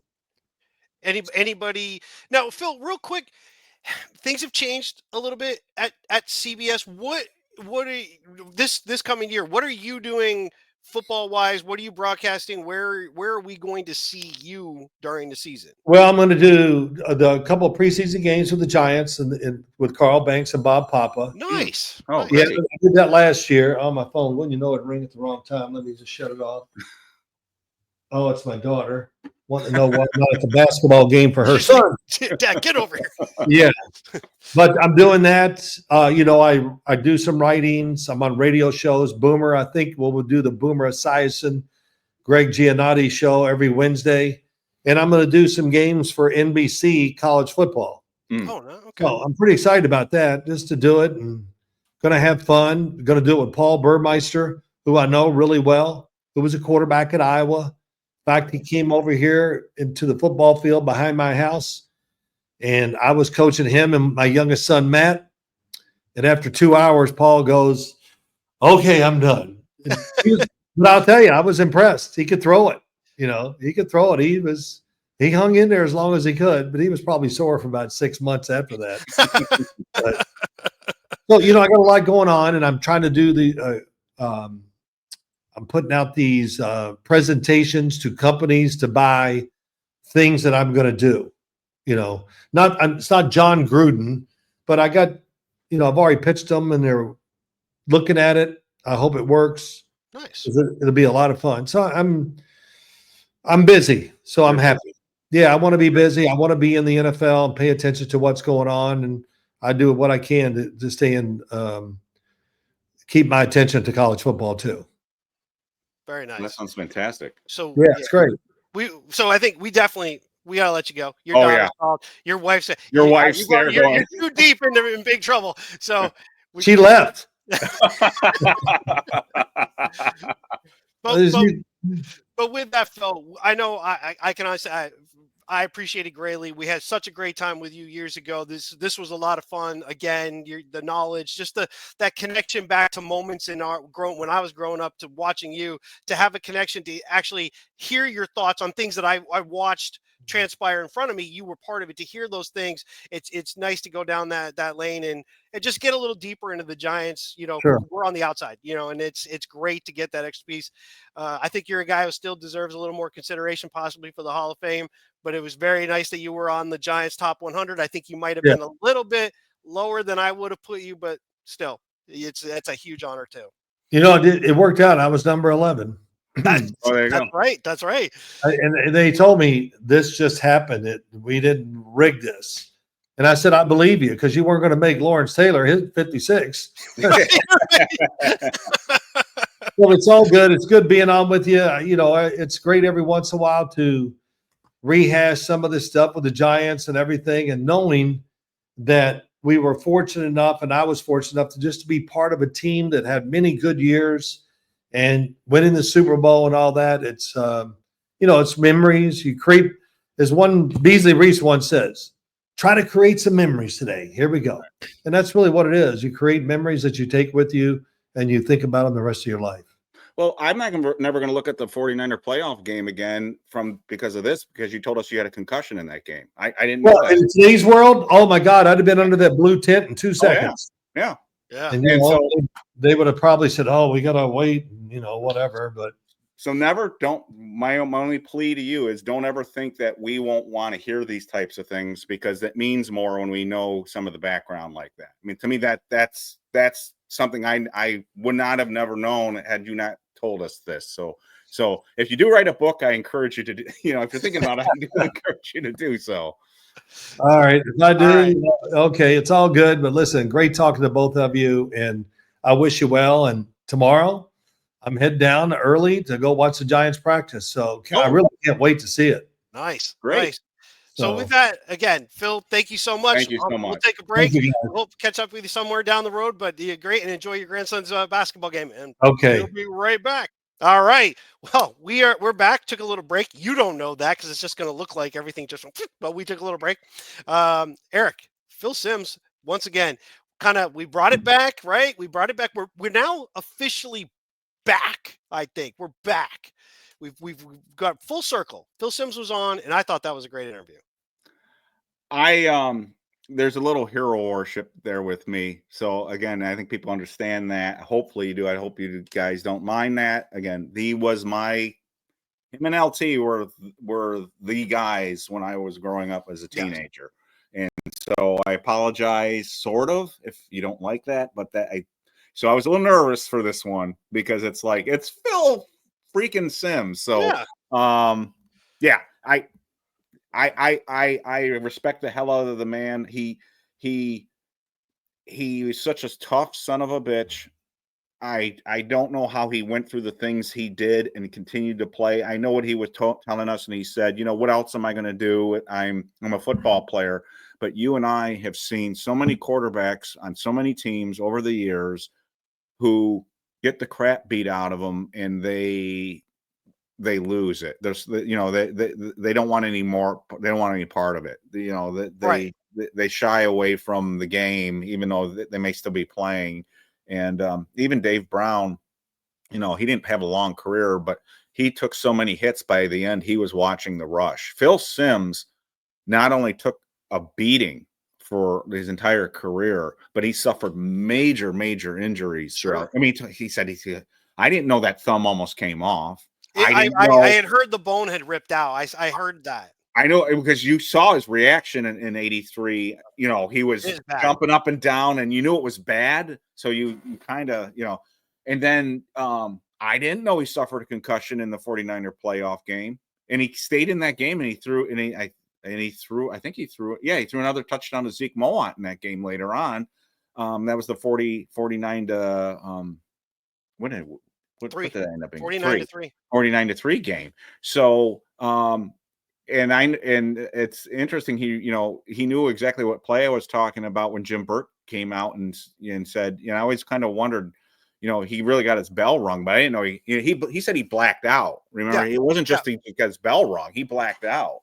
So he's a tough son of a bitch. So I just think the world of him, and he's always handled it with class. So I love Eli, but I like a little more fire in my quarterback, and Phil was a fiery guy. He was just watched him celebrate. And I did want to bring up, I know I'm doing a lot of talking here. I did want to bring up, and there were a lot of things I wanted to bring up, but the interview was just going so long, and it went in a good direction. And I think we wanted to go with the flow, but I wanted to ask him, when they got into the fourth quarter of Super Bowl 21 and they knew they were going to win it, and there had been all that shit over the years about Phil stinks, he's never going to win the big game, he's a terrible quarterback, and Phil is standing on the sidelines with the biggest shit-eating grin in the world, and he's a Super Bowl MVP. They know the game's not over, but they know they're going to win the game. Right. And I just wanted to ask him, what was that moment like for you? Because I remember watching it on TV thinking, just being so happy for him personally after everything that he'd been through and all the crap that had been shoveled on him, to have that moment. So that to this day, I'll remember just sort of being happy for him in that moment.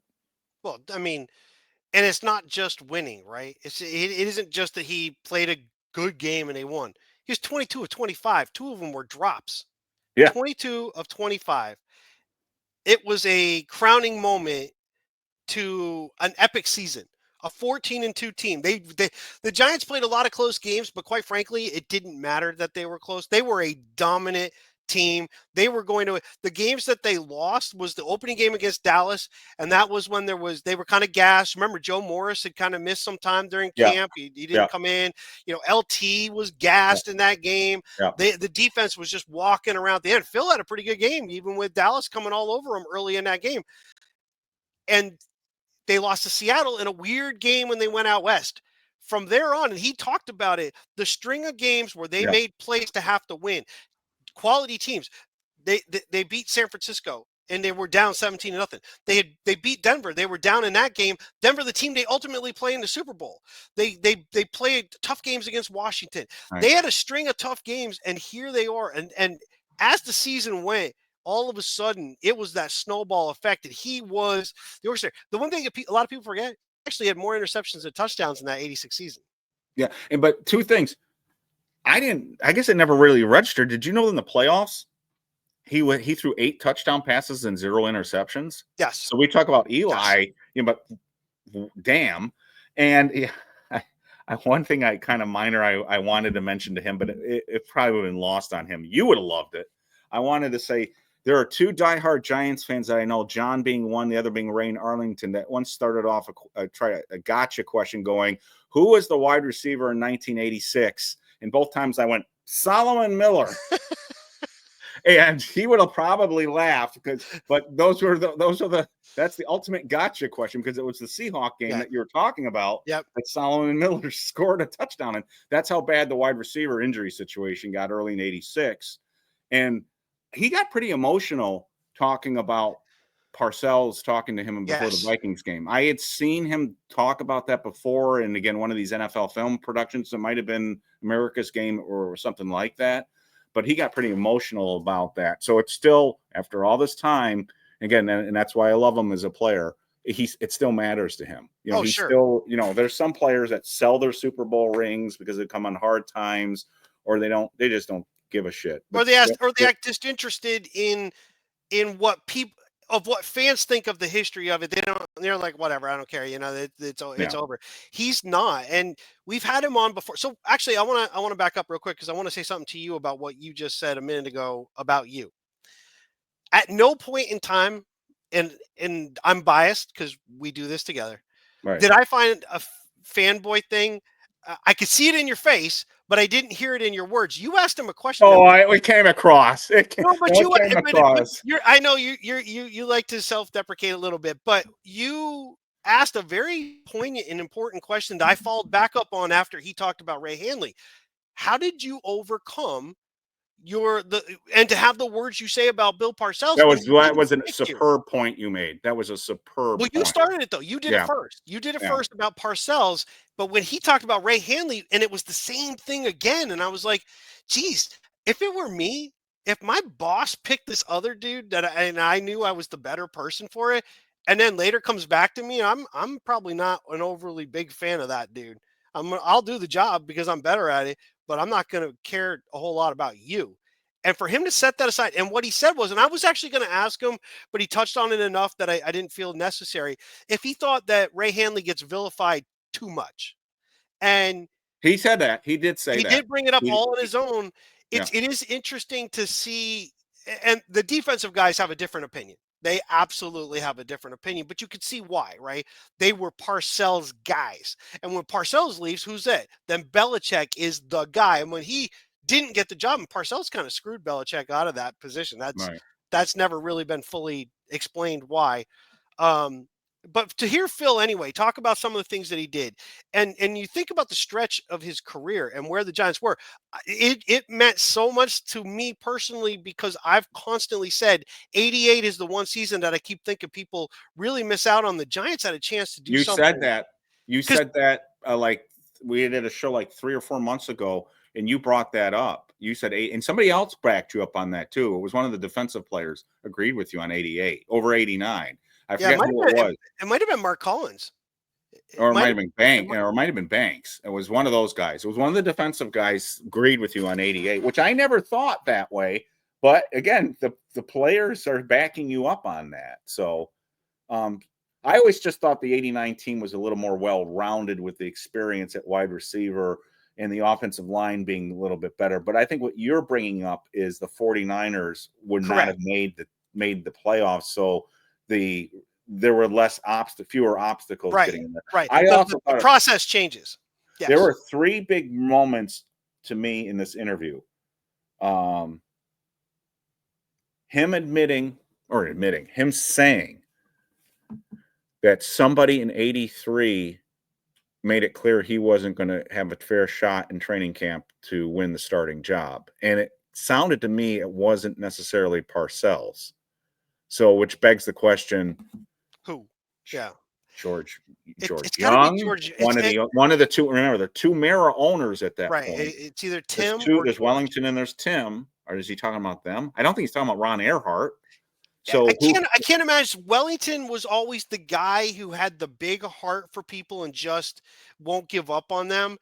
It's either Tim Mara or George Young. There really isn't anybody else who makes any decisions like that. Remember, Parcells is a first-year coach.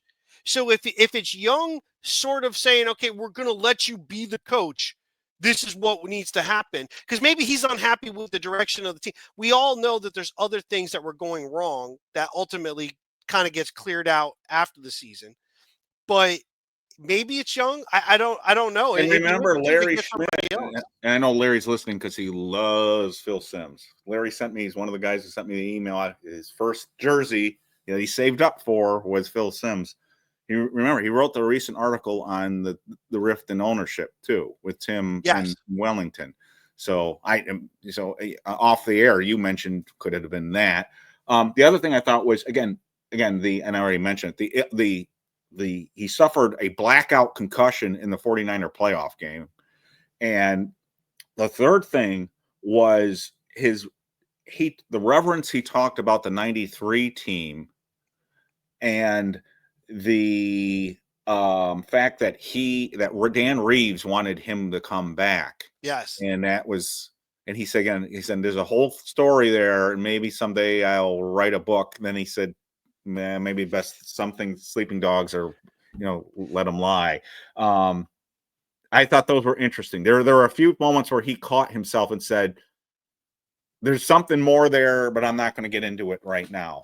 Maybe someday I'll tell you. And I thought that was interesting. And the fact that he was so proud of that 93 team. Yes. And how important he personally felt, which said a lot to me and I know fans felt that this way, that if the Giants had beaten Dallas in that game, they're a different animal in the playoffs. It almost sounded like the team had already decided mentally. In a way, it might be a little bit of a bad look, but I know what he was getting at. But they already mentally decided that if they lost this game, they don't have a run in them. Well, I think it was obvious. I'm projecting. I think they probably thought it was obvious. They're a little bit older. Oh, yeah. You just had the huge battle with Dallas. Now you got to turn around and play a Minnesota team. Then you would have to play whoever next. And then it would be a championship game after that if you were to go that far before even going to the Super Bowl. You'd have to go through 3 teams and then the Super Bowl. And that Vikings game was an incredibly physical football game. Absolutely. And so was the Dallas game. So, and I think that Vikings game pretty much took remaining good years off Rodney Hampton's career. I think Phil got beat up. LT was done by the time they got to San Francisco at that point. And he was already leaning towards possibly retiring. But it's just, I think they just ran out of gas. You beat Dallas, you get the emotional part of it, right? You get the emotional high. You get another whole week before you have to play anybody. Dallas has to go and play somebody immediately. And by the way, they had Emmitt Smith with a very bad shoulder. He needed that other week off. If not, he's playing in a game the next week, and there's a good possibility he's not even 50% in that game. I would argue, and again, I've seen a lot of football. I saw the 70s Steelers. I saw the 49ers in the 80s. I'm forgetting some other great teams here, but that 90s Cowboys team was one of the best teams I've ever seen in my life, both sides of the football. And the Giants, as Phil said, they barely got by the Giants in that game. That would have been a huge, huge, huge win for them, because that Dallas Cowboys game was as good as it gets. That was an amazing football team. We're very fortunate as Giants fans that team didn't win a couple more Super Bowls too. Thank God Barry Switzer ended up being the head coach there, not Jimmy Johnson staying there. But that was a dominant Cowboys team. And so I really enjoyed it. I guess we didn't go too long with him. That was funny. His daughter and his wife were in the room. That was great. I mean, his daughter called, his wife came in. You're like, you got to go watch your grandson play basketball. Yeah. That was awesome. I'll say to the argument, and this is an argument that I've had on BBI, bigblueinteractive.com, where a lot of people say, when we talk to quarterbacks, and I'm not going to name anybody, the big thing would always, it's Super Bowls. That's what you draft, guys. Super Bowls. You draft players, and you get a quarterback, and you get a team to be in a position to potentially, as Phil said, it takes a lot of things have to fall into place to get to the Super Bowl. But the only way you can get to the Super Bowl is you've got to be part of the dance. And that's the part the Giants haven't been. We can't consistently do anything other than lose. That's the piece we need to get back. The Giants even go through the 70s, right? What did they do? They lost a lot. They won in 81. They lost again 82, 83. 84 was that season, and that's what I keep saying. I think this year it can be 84. But 84 kind of brought them back. But as Phil said, they weren't that good. They won some games here or there. It was tight. They did what they could, but it got them that feeling of now we built. Right. And that's the thing. If you go back and look, right, 84, Giants are 9-7. They go, 10-6 in 85. They go 14-2 in 86. Strike year, I don't even care about. 88, they're 10. But it was interesting him talking about the strike year, though. He did. He thought they would get it together. He thought they would get it together. And you know what? And I felt like that as a fan too. I kept thinking when I was watching that season as a fan, I was like, we're not dead at 0-5, but we can't lose any more games. And then when they would lose another game, that's when reality starts. So I was thinking like they were like, we're not dead yet, because you still have the previous season in your head, but 0-5 is an impossible hole. Yeah. And still they ended up winning in that year. They won 6 games. Yeah. And by the way, they lost week 1 to Chicago. Okay, fine. A little let down after the Super Bowl, and the Bears were 1 year removed from their Super Bowl. So this is now, or 2 years. It was the year 86 they lost in the playoffs. Now they're back. So it's the back-to-back champions, 85, 86 champions playing each other to start the season. Chicago wins. The Giants kind of have a bad game. It was the Dallas game the next week that was a killer. And then you lose that game. I'll never forget, in that game, LT goes over the top and nails Herschel Walker and drops him at the goal line just to get the Giants the ball back. Phil leads them down the field. This is magic. This is Giants of old. We get downfield. We're going to bring Raul Allegre in. We're going to kick the field goal, and he shanks it. Yeah. And the Giants lose, and then they go on strike. Yeah. There was a lot in what he said. It was very interesting. I think the other piece is that he thought he could play for 2 more years, and that he chose not to take more money with other teams. He didn't want to play for anybody else. Yeah, I could have sworn I read that the Redskins made an offer to him, but he did not. I thought it was Cleveland. That which would make sense because of Belichick. Belichick's there. I just know Gibbs thought the world of him too. But yeah, I thought that was great. There's so much we could have asked. I wish we would have gotten into current Giants a bit more too, Jackson Dart and Russell Wilson, but we had just I didn't want to abuse his time, and who knows, maybe we'll get him come on again. I think so. The one good thing, and it'll be self-congratulatory to ourselves here, but I think the one thing that we do when we bring these guys on is we prove we know what we're talking about we know the moments. It's not just tell me about that season and that game. We know the moments that we want to ask, and then they just go with it. They just run with it. So I think that part works. But I think he wants to now. I didn't push too hard on the CBS thing. I thought CBS just really unceremoniously got rid of him. And Oh, that I think I was think that was a ridiculous. bad look for. I mean, I think I could have cut you off. I'm sorry, I just cut you No, off. you're Sorry. good. No, I think I just saw a YouTuber do a whole thing on how Fox FS1 has botched their network and is firing people left and right. And I think a lot of the ESPNs, the FS1s, the CBSs, I think they're so poorly managed now, they don't know what to do. And so I think their immediate thing is, sometimes just get rid of people, and then sometimes they're not getting rid of the right people. Of course, I'm biased with Phil. So a lot of people, even Giants fans, will say, sometimes they'll say, it's time to get fresh blood in there. And I love Phil as a player, but maybe it was better to get somebody. I just like listening to him. sure, absolutely. So, but I can understand why. But I think I think this is where you're going. I think he got the short end of the stick with CBS, Oh, right? absolutely, Yeah. absolutely. And they let Boomer go too, right? Didn't they? I Or no? want to. I'm not sure about Boomer. They redid the whole. Their pre. By the way, for fans out there, I don't normally do this. I always say, like, subscribe, comment, but I never go drop us a comment.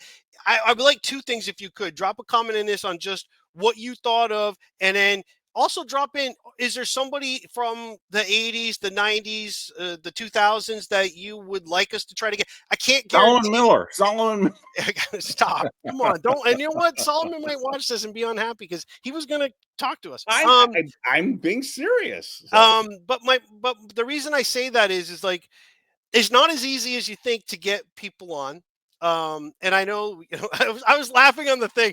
Don't, you and I know we've talked about this, but maybe I'm gonna open the curtain. Maybe you don't want me to, but I'm actually doing it about myself. You can do your own part if you want to. There are times when we do this and I'm really happy with what I think I've done. And then I'll go to the site and it's like, great job, Eric. And it's like, and I'm like, oh man, I was on there too.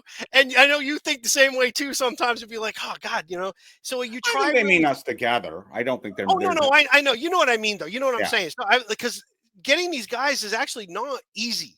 Like it's really hard to do. So Yeah, John. So everyone knows I'm not getting these guys. John's the person who's getting these people. So if you want to thank anybody, I think that's what you're getting at. Well, I If didn't mean it like that, wants but to thank I didn't mean it like anybody that, for getting guests, that's John. I'm incompetent when it comes to getting guests. Yeah, you're. So, but Well, John's got no shame either. He'll reach out on Twitter and That's true. Facebook and.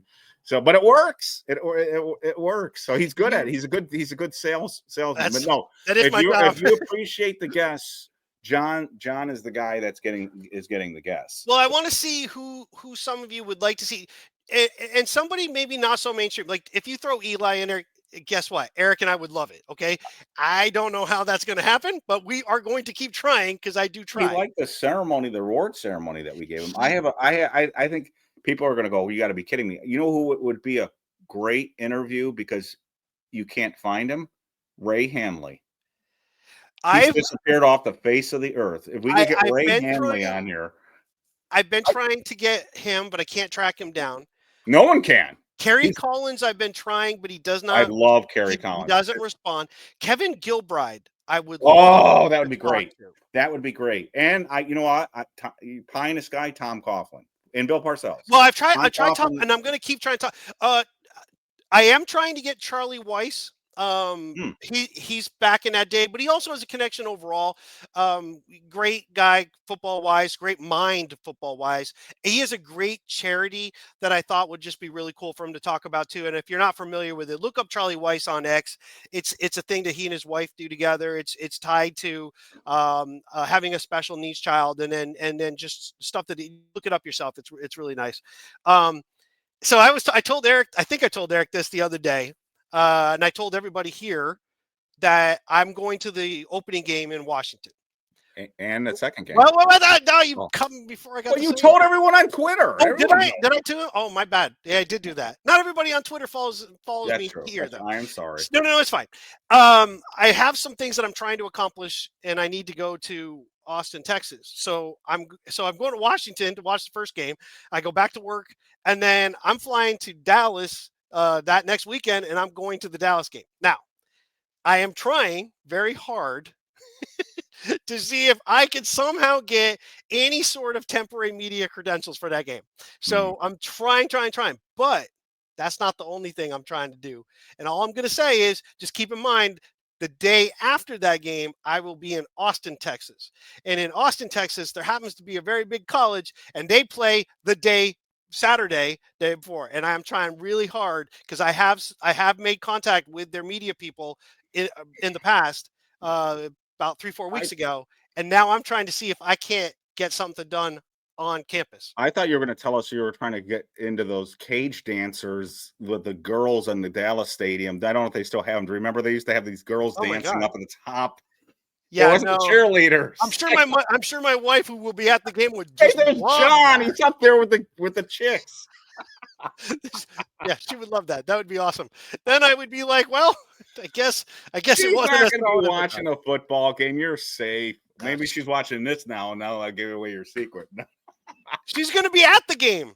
Oh, she's coming with you. She's going to be sitting right next to me. All right, never mind.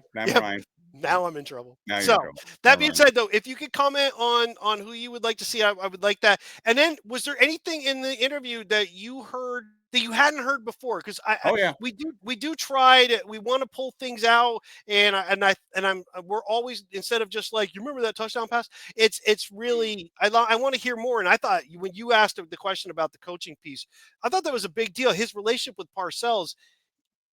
Anybody else, that could be a very strange situation. And it wasn't. They become unbelievably tied at the hip. And I thought that was a great question that you threw in there. So yeah, and I had my note. You and I were on the same page. I had my notes to come back to Haas, but it naturally went in that direction, and you brought it up. I mean, your question at the end there was fantastic about, again, tying in that there was no hostility there with Ray Hanley. The same. I mean, that could have burned a lot of bridges.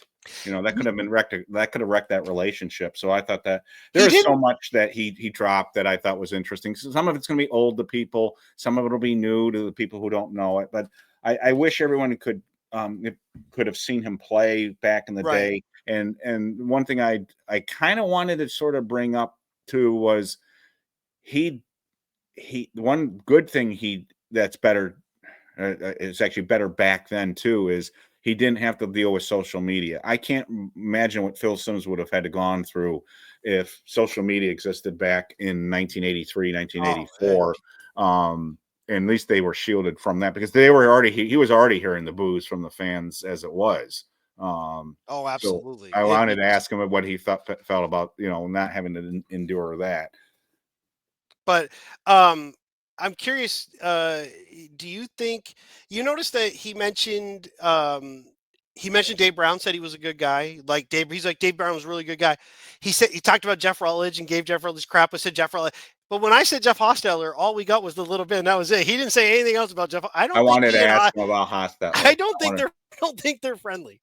I don't know. I wouldn't make that assumption, but I believe it or not, I have a question here. Haas ? I wanted to ask him about the Hanley relationship, and I wanted to piggyback on that.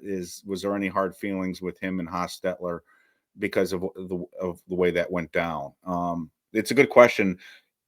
I hear what you're saying. I don't know if I would jump to that conclusion. Fair enough. I could have sworn when we talked to him back. What year did we talk to him again? 2009, I believe. It might have been 8. Could have been 8. It could have been 2008. Back in 2008 or 9, when we first interviewed him, I could have sworn. All right, so I had seen an interview with him before we interviewed him where he had said positive things about Hanley. It was brief. And then I could have sworn I asked him about that when we interviewed him, and he wasn't as complimentary. So when he talked about him very, very positively tonight, unless I'm remembering that, I thought he shifted on that, but maybe I'm not remembering. Time heals all wounds. Maybe the distance between now and then has even further, and maybe they've connected somewhere. Right, but the first time I saw him talk about him, he had actually said positive things about him though too. Yeah, I may not be remembering that one correctly, but again, I know I keep complimenting you on this, but again, it was a really good question by you because it opened the door for him to talk about Ray Handley. And I do think I brought this up on the site, and I've gotten grief. I've gotten grief about a couple of things about bringing up names you're not supposed to name, and Handley is one of them. Look, I get it. I lived through Handley. You don't have to tell me, but Handley's first year, they were an 8-8. And again, I know that was a Super Bowl team, but it was aging. And I don't know if you remember, but they came out and beat the 49ers in the first game of the season, and it looked like 1990 all over again. But that was the start of the Dallas run, and we had trouble. And Redskins were very good that year. And we lost a heartbreaker against the Redskins that we were winning that game, and they came back and beat us. And I thought that game really hurt. So, and then Handley's team kind of, what was it, 6-10 the second year with Handley? Yeah, we went 8-8 and 6-10. And Phil got hurt that year. Hostetler actually came in and finished that year. And that everyone was done with Handley at that point. My point is this, is that Giants fans would take 8-8 now. 8-8 now to a Giants fan would be like, well, and I know fans are going to say, well, Lawrence Taylor was on that team and all that. I get it. So, I still think Handley, there are other Giants coaches that we've had more recently that I think now deserve to be lower ranked than Ray Handley. Oh, sure. So, Ray, if you're out there, come on Inside BBI and tell your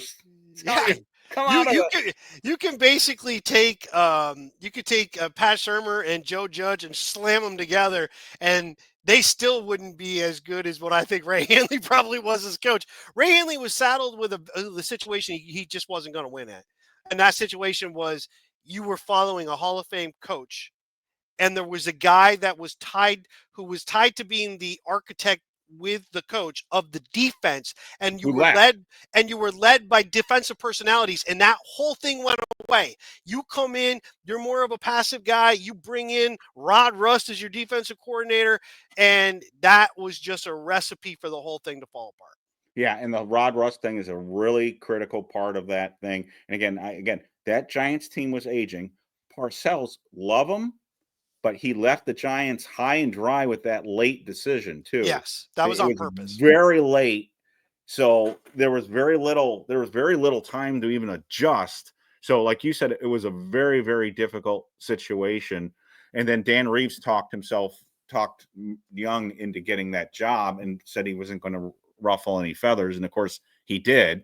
He said he'd go the Giants way, and he went through the Giants way. And that started that, in a few years he was going. And that's when BBI started, by the way, was the Dan Reeves era. So I remember that very vividly because that was, think of the corner forum during Dan Reeves. That was something. So I keep checking because I had asked one of the wide receivers. I won't say who because they didn't respond yet.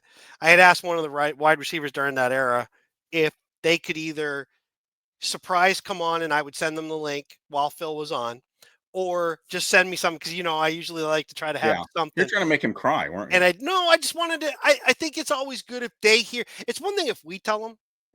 Right. It's another thing if you hear it from somebody you played with who said. Sure. So I just wanted to try that. Let's switch gears real quick. We've got camp is opening. Guys are showing up. Start practices tomorrow. Phil just said he's going to be out at practice. There was something though I wanted to ask you about. I don't know if you saw it on X earlier today. The Giants themselves listed a whole bunch of podcasters with people that would be covering, and they listed all these podcasters. And there were a number of comments going, I don't even know who half of these people are. And I got to be honest with you, I didn't know any of them. I didn't see it. I don't know what you're talking about. So the people like Bobby Skinner, right? We all know Bobby Skinner. Right. He wasn't on the list. New York Giant Rush. New York Rush wasn't on it. We weren't on it. The two giant goofballs who we're going to be hooking up with pretty soon. Goofballs. If you're out there, they know we've been talking. I just got to arrange it. Yeah. So they're going to be on with us pretty soon. There was nobody that I recognized, and the Giants. I'm like, what are you doing? What are you doing? Are these paid shills? I mean, what the hell is that all about? But again, I'm not worried about that. No, I know, but it's like what you just said earlier. Not you just said.